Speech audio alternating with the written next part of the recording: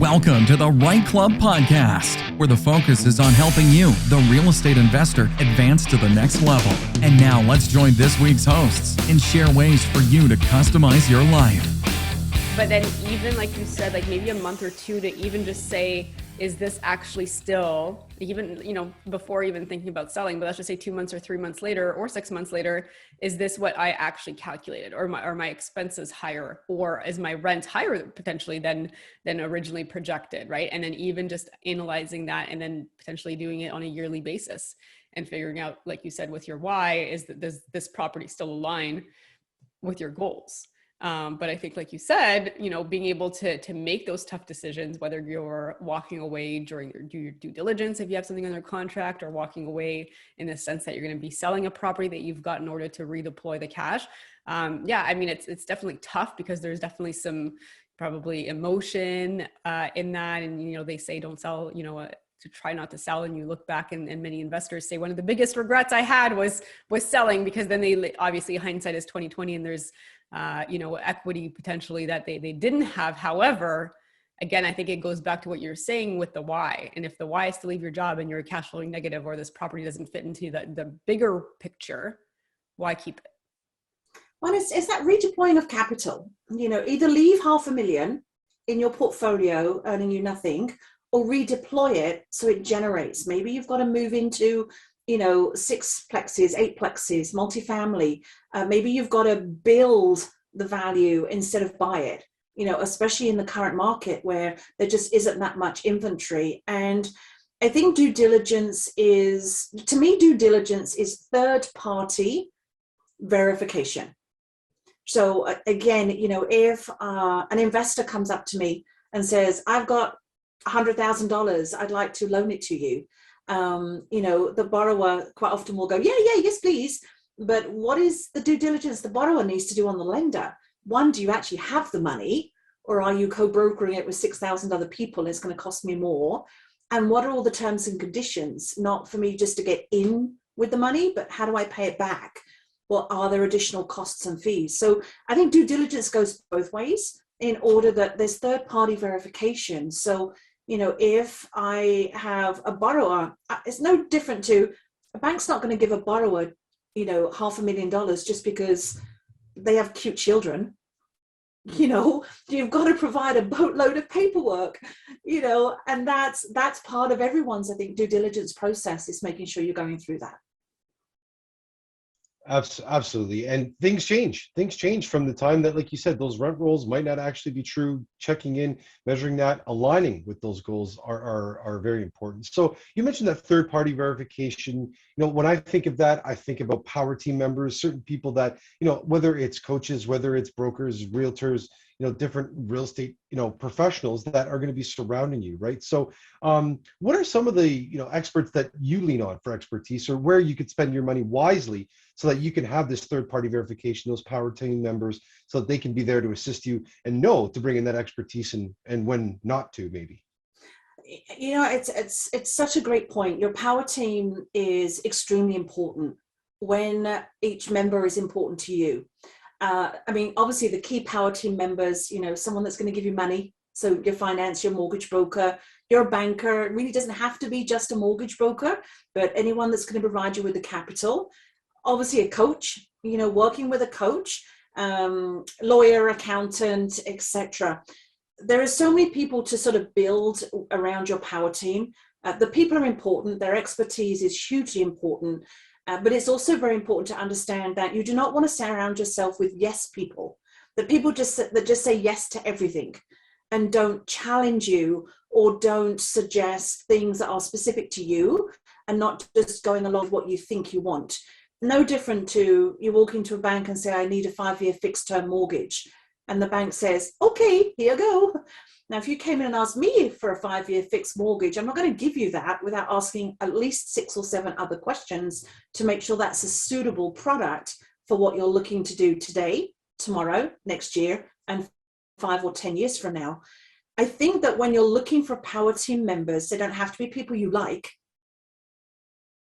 They have people that are expertise in their field and are going to tell you what you need to hear, not what you want to hear. I have spoken to many people and I've said, I'm not getting a mortgage on this property because you shouldn't be buying it, because it doesn't meet your why. It's overpriced. You're going in with multiple offers. I'm more than happy to refer you to someone else. I just won't be party to that. I think it's no different to a realtor telling you when to not to buy a property, as opposed to just saying yes to all of them. And I think that some of the best advice I can give to real estate investors is you are a CEO first. You are a business owner first. Your product is real estate, right? That's your product. So that's the wrong word. Treat your business like a serious business. So, a corporation is going to have a chief financial officer, a bookkeeper, an accountant, people that are going to advise them. So if you're serious and you're going to grow exponentially, don't be cheap. People say, oh, that accountant wants to charge me $100 for a consultation. It should be free. You pay peanuts, you get monkeys.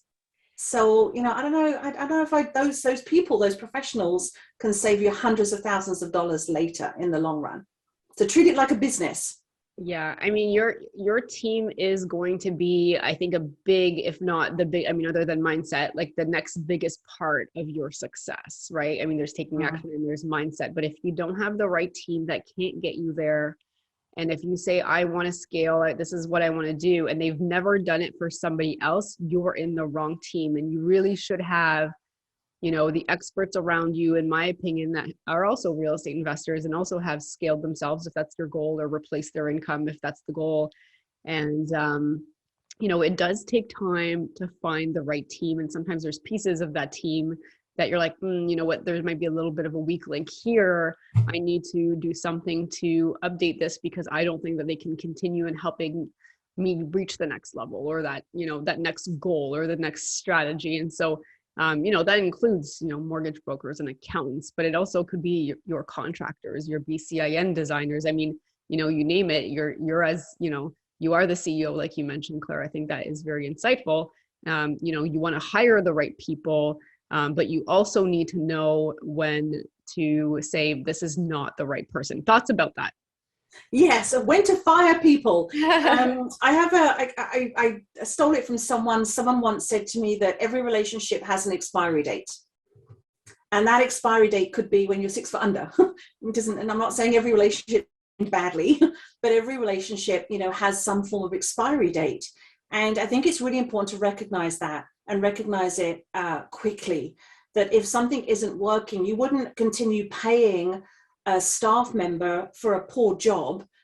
When you have a bad meal at a restaurant, you don't just keep going back because you feel like it. You'd stop going back. You discontinue that service. So it's okay to fire people. It's okay to let people know, this isn't working for me. And this is why. Give them an opportunity to fix it if it's a one-off. I'll give you an example. I had a new client text me on Thursday last week, and I responded to say, I'll set up a time for us to chat, and I forgot to set up a time to chat. So, I texted this morning and said, I'm so sorry. It's possible we don't require our services anymore. I'm not going to bore you with excuses. It's not the normal way we do business. More than happy to chat, but wish you all the best with the growth of your portfolio. So it's okay if you screw up, as long as you admit that, I think, and good people will give you a second chance. Because not every service provider provides good service or a good product. But ones that do, you want to look after them too, to keep them, right? Because the relationship's two-way.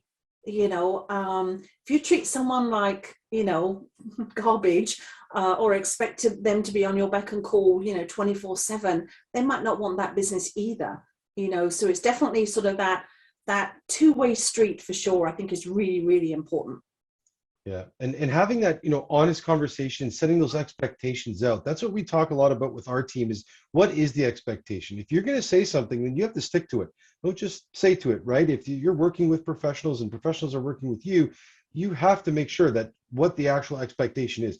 If it's 3 to 5 business days, do your best to be within 3 to 5 business days.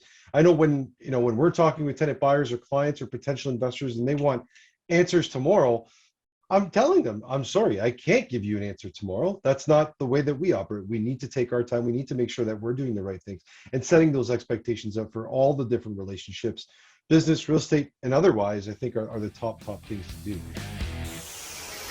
Thanks for listening to the Right Club podcast, where the focus is on helping all levels of real estate investors advance to the next level and help you customize your life. Be sure to tune in next week at rightclub.com/podcast or wherever you listen to podcasts. And if you get a few seconds, please rate the podcast wherever you're listening. It helps the show get noticed by others like you, and we truly appreciate it. And don't forget to subscribe.